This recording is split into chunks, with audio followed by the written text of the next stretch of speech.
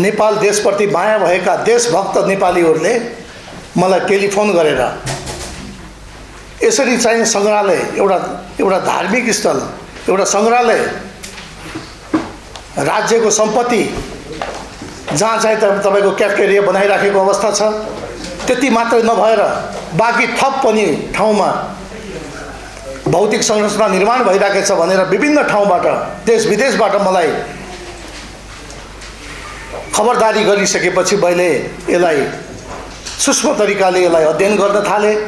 अध्ययन गर्दै जाँदै क्रममा 14 रोपनी जग्गामा निर्माण गरेको पक्की स्ट्रक्चर निर्माण गरेको पाइयो। अहिले भर्खरै चाहिँ हाम्रो छानबिन समितिका संयोजक हाम्रो ओम प्रसाद लुइटेलको समितिले प्रतिवेदन पनि यहाँ तपाईहरुको माझमा बुझाइसकेको छ। यी सबै कुरा हेर्दाखेरि बिना कुनै इजाजत यसरी चाहिँ 14 रोपनीमा भौतिक संरचना निर्माण गरेर के गर्न खोज्नु भएको छ उहाँले। तर यसको सुरक्षा गर्ने नारायण नीति राजदरबार अन्तर्गत विकास समितिका कार्यकारी निर्देशक भेष नारायण दाहालजी, उहाँले पनि हेर्नु पर्थ्यो, तर उहाँले त्यसमा निगरानी दिन सक्नु भएन, निगरानी राख्न सक्नु भएन। त्यसमा मलाई एकदमै दुःख लागेको छ। देशको सम्पत्ति आज नेपाली जनताले मलाई त्यो संरक्षण गर्ने जिम्मेवारी यहाँ दिएको छ, त्यसको संरक्षण गर्नुपर्ने मेरो कर्तव्य हो। तर दुर्भाग्यवश त्यो हुन सकेन।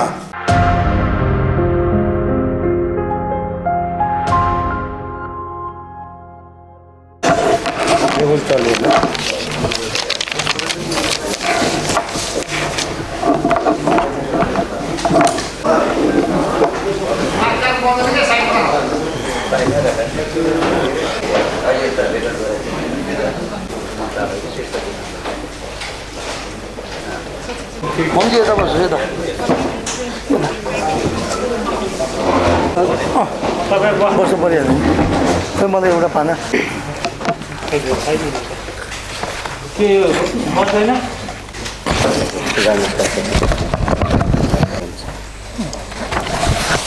त्यतिकै बोल्नु। किन यस्तो नभएको? को हो यहाँको सोध्नुहोस् त, को हो यो व्यवस्थापन गर्ने? कहिले गठन भएको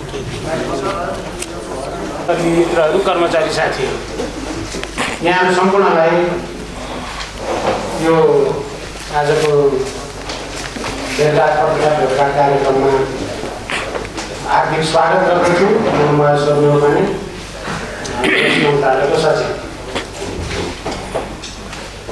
आज यहाँलाई नारायण नीति दरबार सङ्ग्रहालयको परिसरमा जुन क्यान्टिन क्याफेटेरिया सञ्चालन सम्बन्धी विषयमा विभिन्न सञ्चार माध्यममा विषयवस्तुहरू आइरहेको छ, तत्सम्बन्धमा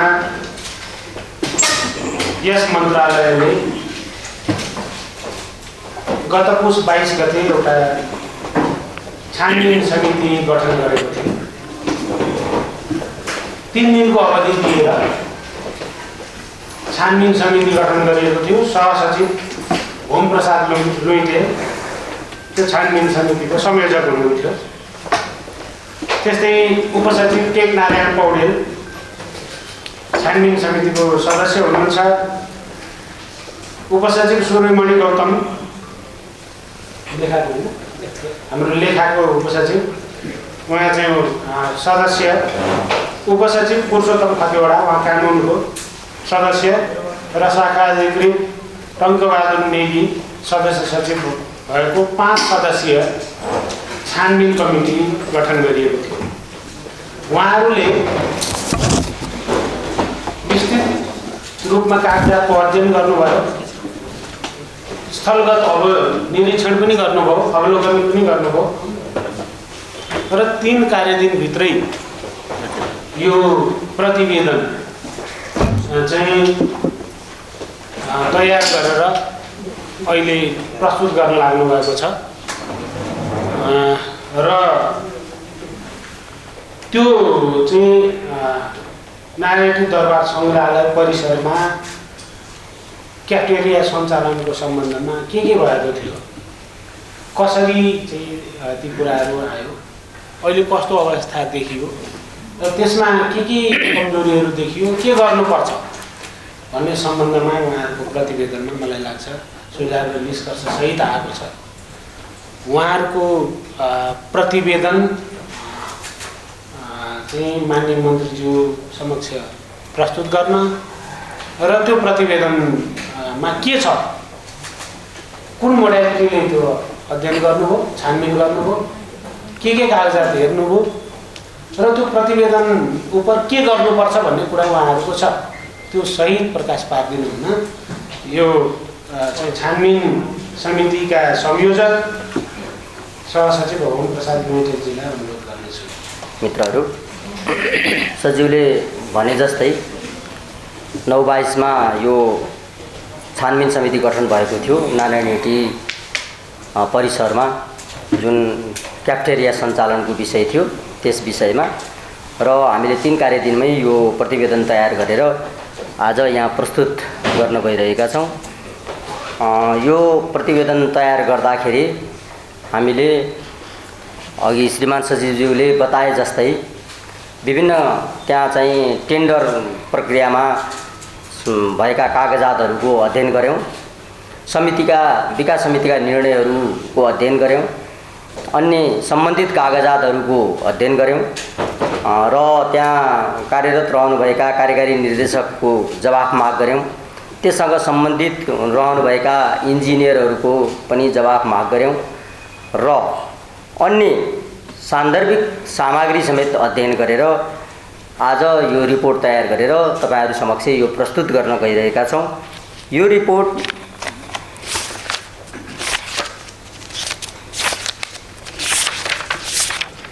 एक्काइस पेजको रिपोर्ट तयार गरेका छौँ हामीले। यसमा 13 वटा दफाहरू राखिएका छन्। म यो छोटो रूपमा मात्रै प्रस्तुत गर्न चाहन्छु। हामीले समितिको गठन, क्षेत्राधिकार र कार्यसूची पहिलो दफामा राखेका छौँ। त्यसैगरी अध्ययन तथा छानबिनको समय सीमा अर्को दफामा राखेका छौँ। छानबिन समितिबाट भएका निर्णयहरू अर्को दफामा राखेका छौँ र चौथो दफामा संग्रहालय सम्बन्धी कानुनी व्यवस्था के छ भनेर कानुनमा भएका व्यवस्थाहरू राखेका छौँ र पाँचौँमा बोलपत्र सम्बन्धी व्यवस्थाहरू के छ, त्यहाँ कसरी बोलपत्रहरू आह्वान भए, सूचनाहरू कसरी प्रकाशित भए, निर्णयहरू कसरी भए भन्ने व्यवहारहरू विस्तृतमा अध्ययन गरेको विषय यहाँ प्रस्तुत गरेका छौँ। छैटौँ नम्बरमा निर्माणाधीन संरचनाको नक्सा पास सम्बन्धी विषय समेटेका छौँ। सातौँ नम्बरमा क्याफ्टेरियाले ओगट्ने क्षेत्रफलको विषय संलग्न गरेका छौँ। 8मा क्यान्टिन क्याफ्टेरिया निर्माण गर्ने सम्बन्धमा भएको स्वीकृति एवं सहमति राखेका छौँ। 9मा विकास समितिको निर्णय, विकास समिति र दोस्रो पक्षबीच भएको सम्झौताको विषयमा लेखेका छौँ। 10मा जग्गाको मूल्याङ्कन एवं दर रेट निर्धारण कसरी भएको थियो, कति भएको थियो भन्ने सन्दर्भमा राखेका छौँ। 11मा सङ्ग्रहालयभित्र उपलब्ध सेवा सुविधाहरूको सन्दर्भमा राखेका छौँ। 12मा स्थलगत अवलोकनबाट देखिएका विषयहरू के थिए भन्ने कुरा राखेका छौँ। त्यसमा हामीले तस्बिरहरू पनि राखेका छौँ, त्यहाँ कसरी काम भइरहेको छ, कस्तो भइरहेको छ भन्ने विषयमा। र 13 नम्बरमा निर्माण कार्यको वर्तमान अवस्था के छ भन्ने विषय उल्लेख गरेका छौँ र अन्तिममा सुझाव एवं निष्कर्ष भनेर जिस्ट सारांश प्रस्तुत गरेका छौँ। अब यो सबै रिपोर्ट अहिले पढ्न सम्भव नभएको हुनाले सुझाव एवं निष्कर्ष खण्ड चाहिँ म यहाँहरूको जानकारीको लागि पढेर सुनाउने अनुमति चाहन्छु। सुझाव एवं निष्कर्षमा कमा क्यान्टिन क्याफ्टेरिया सञ्चालन गर्नका लागि क्याफ्टेरियाले प्रयोग गर्न पाउने क्षेत्रफल र स्थानको स्पष्ट सीमाङ्कन भएको देखिएन। क्यान्टिन क्याफ्टेरियाले प्रयोग गर्न पाउने क्षेत्रफल र स्थान स्पष्ट सीमाङ्कन नगरी क्यान्टिन क्याफ्टेरिया सञ्चालन गर्न दिएको देखिँदा बढी क्षेत्र ओगटी थप निर्माण कार्य गर्न प्रोत्साहन भएको देखिन्छ। खमा नारायणहिटी दरबार सङ्ग्रहालय प्रवेश गर्ने दक्षिणपट्टिको प्रवेशद्वार नजिक समितिको स्वामित्वमा रहेको जग्गामा समितिसँग पूर्व स्वीकृति र समन्वय नगरी नयाँ संरचनाहरू निर्माण भइरहँदा विकास समितिका कार्यकारी निर्देशकबाट विकास समितिको स्वामित्वमा रहेको सम्पत्तिको संरक्षण र सम्वर्धनको लागि अनुगमन, निरीक्षण तथा रेखदेख गर्ने जिम्मेवारी पुरा गरेको देखिएन। गमा सम्झौता विपरीत बी म्यानेजमेन्ट प्रणालीले नयाँ संरचना निर्माण गर्दा विकास समितिका कार्यकारी निर्देशकबाट कुनै पनि कानुनी कारबाही गरेको पाइएन। निर्माण कार्यलाई तत्काल रोक्न र निर्माण नै हुन नदिने तर्फ पनि कुनै पहल भएको देखिएन। समितिको निर्णय एवं प्रदत्त अधिकारभन्दा बढी विषय समावेश गरी कार्यकारी निर्देशकबाट बी म्यानेजमेन्ट प्रणालीसँग सम्झौता गरेको देखियो। मा क्यान्टिन काफ्टेरिया भाडामा लगाउन निर्धारित दर रेट कायम गर्दा तत्कालीन चलन चल्तीको बजार मूल्यलाई समेत आधार मानेको नदेखिँदा कायम भएको दर रेटलाई स्वाभाविक मान्न सकिएन। मा सार्वजनिक खरिद ऐन 2063 को दफा 26 को उपदफा 6 मा व्यवस्था भए बमोजिम एउटै परिवारभित्रका शेयर सदस्यहरू रहेका 3 वटा फर्मका बोलपत्रदाताहरू आपसमा मेलोमतो गरी न्यूनतम मूल्याङ्कन रकम रु 2,20,440 रुपियाँ 26 पैसा भन्दा रु 1,177.74 पैसा मात्र बढी कबोल गरी ठेक्का सम्झौता गरेको देखिँदा ठेक्का सम्झौता कार्यमा एक आपसमा मिलोमतो भएको हुन सक्ने देखियो। 6 आधिकारिक निकायबाट नक्सा पास नगरी एवं निर्माण स्वीकृति नलिई र मन्त्रालय एवं दरबार विकास समितिको पूर्व स्वीकृति नलिई अनुमानित करिब 14 रोपनी क्षेत्रफल रहेको जग्गामा थप नयाँ संरचनाहरू निर्माण भएको देखिन्छ। दोस्रो पक्षको रूपमा रहेको बी म्यानेजमेन्ट प्रणालीले अनुमति पाएको भन्दा बढी क्षेत्रफलको जग्गामा स्वीकृति नलिई नयाँ संरचनाहरू निर्माण गरेको देखिएकोले निर्माण कार्य तत्काल रोकी सम्बन्धित निकायबाट आवश्यक कारबाही हुनुपर्ने देखिन्छ भनेर यसरी हामीले सुझाव तथा निष्कर्ष राखेर यो प्रतिवेदन तयार गरेका छौँ र म यो प्रतिवेदन कार्यान्वयनको लागि म माननीय मन्त्रीज्यूलाई हस्तान्तरण गर्न चाहन्छु।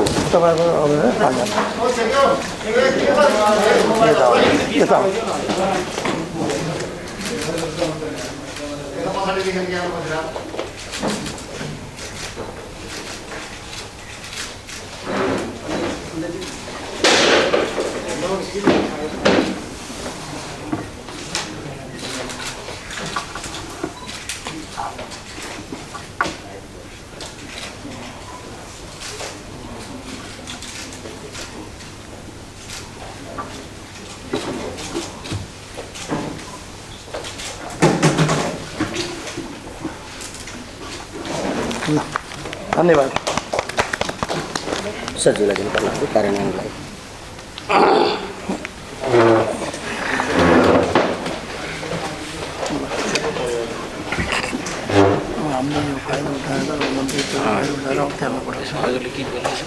ठिक छ।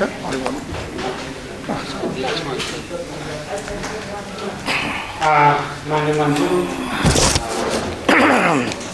मन्त्रालयले गर्ने कारबाही मन्त्रालयले अनुसन्धान र कारबाहीको लागि अख्तियार पठाउनु लगायत सम्पूर्ण सञ्चारकर्मी मित्रहरू एवं कर्मचारी मित्रहरू यो प्रतिवेदन छानबिन प्रतिवेदन प्राप्त भएको छ। छानबिन प्रतिवेदनले निश्चित कुराहरू केही सुझावहरू दिएको छ त्यो तपाईँहरू समक्ष हाम्रो छानबिन समितिका संयोजकले राखिहाल्नु। त्यस सम्बन्धमा हामी उहाँहरूको सुझावलाई कानुन सम्मत रूपले कार्यान्वयन गर्छौँ र त्यो कुराहरू बाहिर यहाँहरूसँग सञ्चार माध्यमसँग सेयर भइहाल्छ। यति भन्दै मैले मान्य मन्त्री हुनुहुन्छ त्यसपछि मन्त्रीले कुराहरू हालेर यो बैठक समाप्त हुनेछ।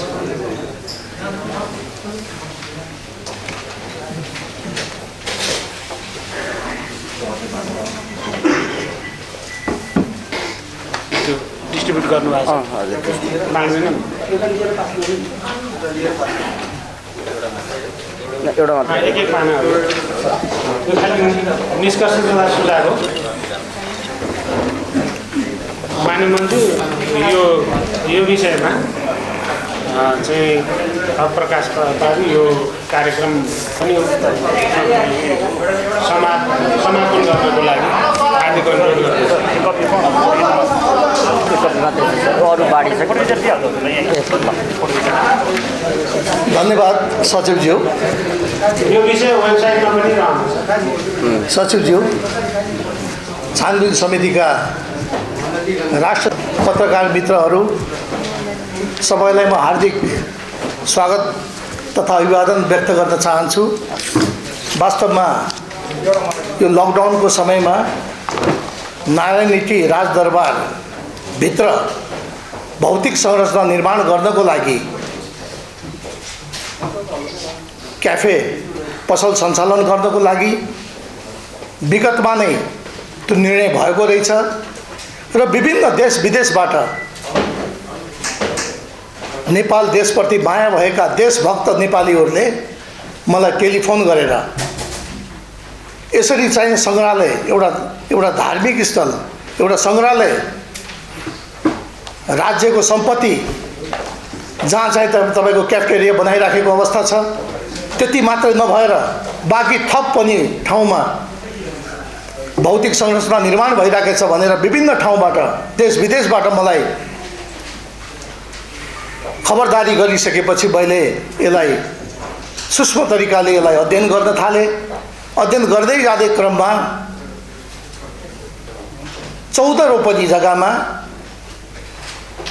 निर्माण गरेको पक्की स्ट्रक्चर निर्माण गरेको पाइयो। अहिले भर्खरै चाहिँ हाम्रो छानबिन समितिका संयोजक हाम्रो ओम प्रसाद लुइटेलको समितिले प्रतिवेदन पनि यहाँ तपाईँहरूको माझमा बुझाइसकेको छ।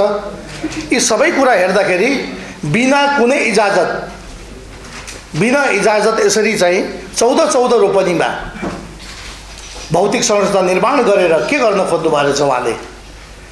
तर यसको सुरक्षा गर्ने नारायण नीति राजदरबार अन्तर्गत विकास समितिका कार्यकारी निर्देशक भेष नारायण दाहालजी, उहाँले पनि हेर्नु पर्थ्यो, तर उहाँले त्यसमा निगरानी दिन सक्नु भएन, निगरानी राख्न सक्नु भएन। त्यसमा मलाई एकदमै दुःख लागेको छ। वास्तवमा एउटा सङ्ग्रहालय देशको सम्पत्ति, आज नेपाली जनताले मलाई त्यो संरक्षण गर्ने जिम्मेवारी यहाँ दिएको छ, त्यसको संरक्षण गर्नुपर्ने मेरो कर्तव्य हो।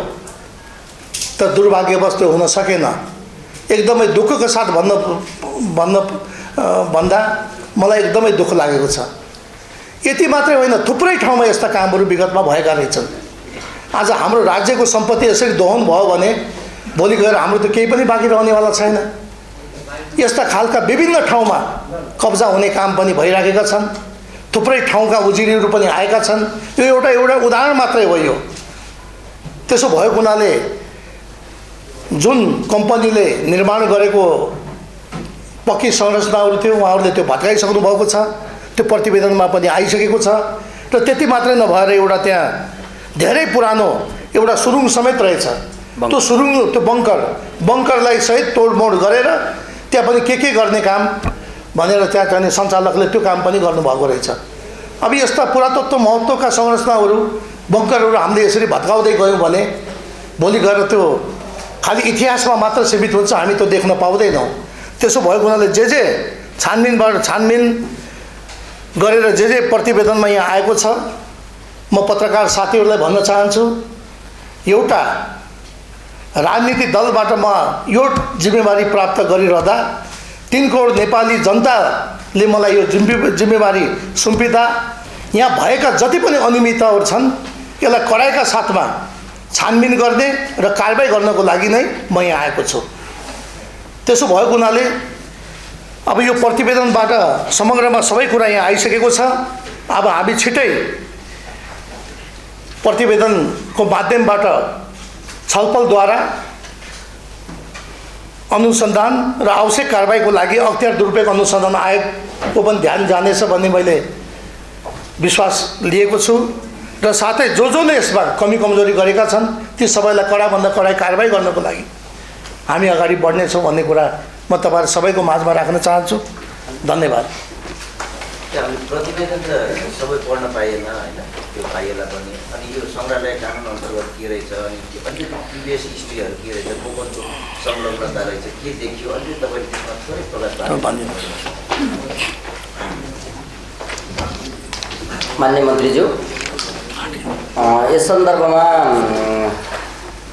नारायण दरबार सङ्ग्रहालय व्यवस्थापन तथा सञ्चालन गठन आदेश जुन भएको छ त्यसमा स्पष्टसँग व्यवस्था के भएको छ भने कुनै त्यहाँको जग्गा जमिन अथवा साधन स्रोत घर प्रयोग गर्दा नेपाल सरकार सम्बन्धित मन्त्रालयको र विकास समितिको निर्णय र स्वीकृति आवश्यक हुन्छ, सहमति आवश्यक हुन्छ भनेर त्यसमा लेखेको छ।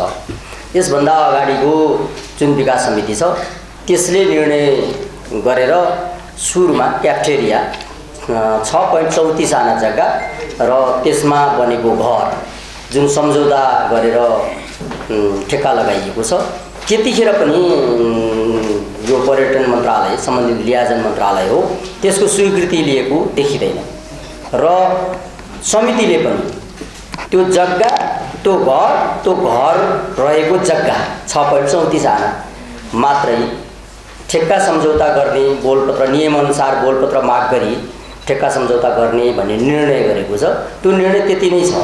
त्योभन्दा बढी अन्य जग्गा हरियाली बङ्कर बगैँचा समेतको सम्झौता भएको देखिन्छ कार्यकारी निर्देशकबाट।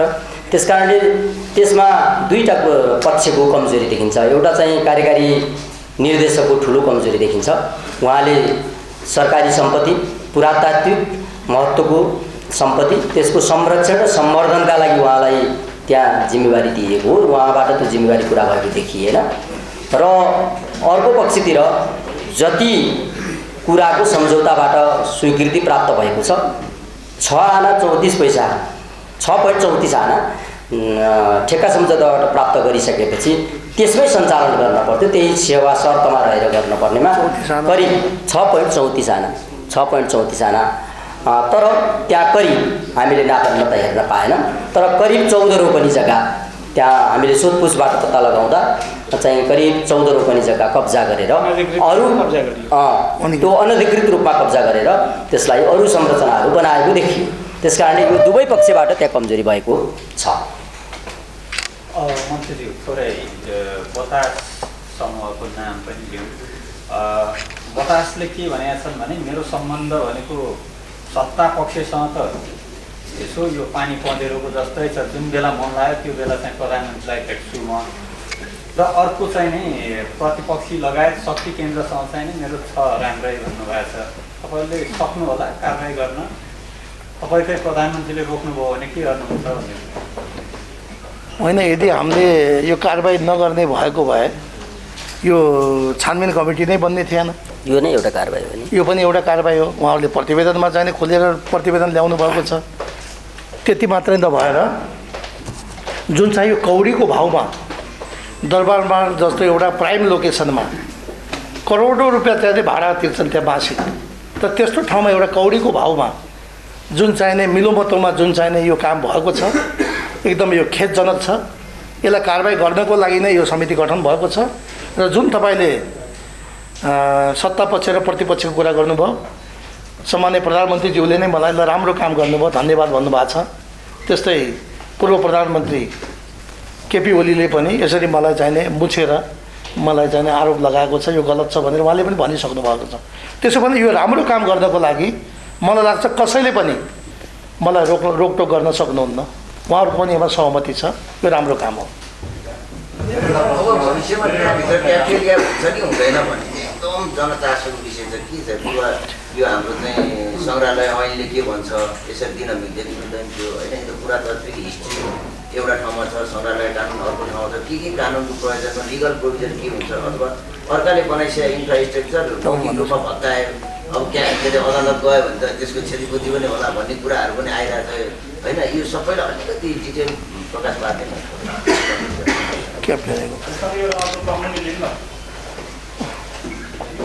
सम्झौता गोरखापत्रमा सूचना जारी हुँदा आफ्नो पत्र जारी हुँदा बिपिएस बिजिङ एन्ड म्यानेजमेन्ट प्लानिङ यो कम्पनी दर्ताको नाम पछि यो बी म्यानेजमेन्ट आएको छ सम्झौतामा। यो पहिलाको जुन टेन्डरमा सहभागी हुँदा कम्पनीको उद्देश्यभन्दा बाहिरको काममा सहभागी हुन पाइँदैन। यसको कम्पनीको उद्देश्य फरक परिसकेपछि सम्झौता गर्ने बेलामा नाम चेन्ज भएको यो पहिला टेन्डर आह्वान भएर उहाँले दरखास्त गर्दा चाहिँ तपाईँले भन्नुभयो जस्तै बिपिएस नामको कम्पनी थियो, तर कम्पनीको नाम परिवर्तन गर्न चाहिँ पाइन्छ। उहाँले बिचमा बी म्यानेजमेन्ट प्राली भनेर कम्पनी रजिस्ट्रारको कार्यालयबाट कम्पनीको नाम परिवर्तन गर्नुभएको रहेछ। त्यस कारणले अगाडिको कम्पनीले जे गरेका सबै काम चाहिँ यो संशोधित नामबाट गरेकै मानिन्छ। त्यस कारणले त्यो सामान्य नै प्रक्रिया हो। जुन तपाईँले भन्नुभयो जस्तै कानुनको कुरा गर्नुभयो, यो गठन आदेश, यस सन्दर्भमा गठन आदेश नै मुख्य कानुन हो। त्यसको सन्दर्भमा अरूमा त्यस्तो व्यवस्था भएको देखिएन। अब हामीलाई समय पनि 3 दिन मात्रै थियो। धेरै अध्ययन गहिराइमा पुगेर अध्ययन गर्न त हामीलाई